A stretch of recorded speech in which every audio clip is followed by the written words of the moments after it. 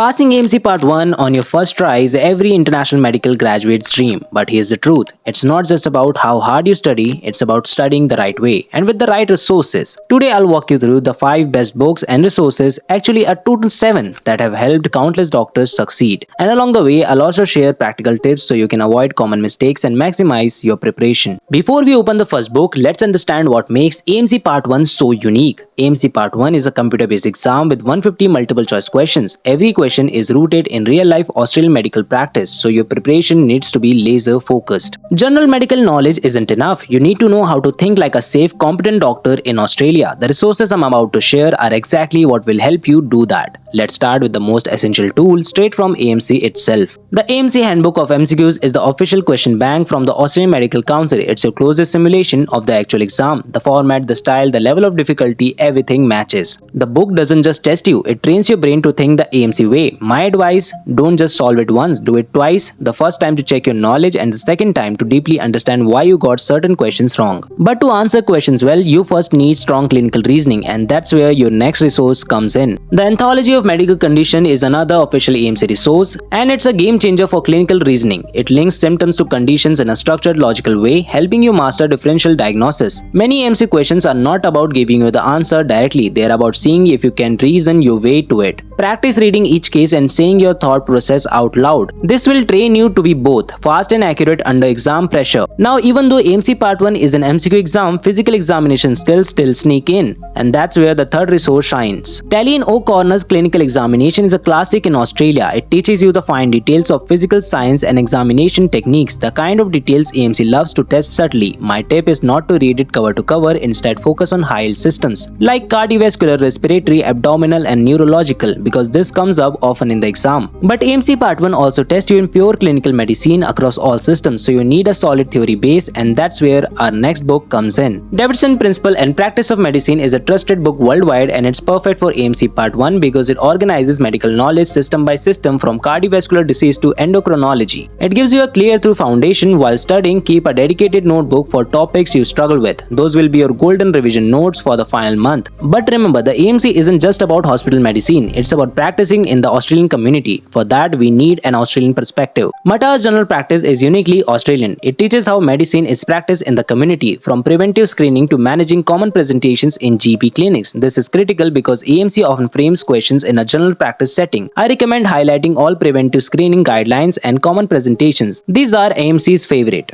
And of course, no doctor is complete without safe prescribing skills, and AMC Part 1 tests that too. That's where our next 2 resources are lifesavers. The Therapeutic Guidelines, or ETG, are Australia's official prescribing rules. They cover which drugs to use and in which situations. More importantly, they teach you to choose the safest, most effective option, which AMC loves testing. Don't just memorize the recommendations, understand why one drug is preferred over another. And if the ETG tells you what to prescribe, the next book tells you how exactly to do so safely. The Australian Medicine Handbook is your prescribing safety net. It lists drug doses, interaction, and contradictions in detail. I suggest using it as a quick reference tool, especially for high-risk drugs like anticoagulants, insulin, and antibiotics. This kind of knowledge can easily save you a few marks in the exam. And that's it for the video, guys. I hope you liked it and found it informative, and if you did, please press that like button and subscribe to our channel for more such content ahead. If you have any doubts regarding the AMC exam, please list them on the comments below. We'll be very happy to answer. I'll be seeing you in the next one. Till then, bye bye.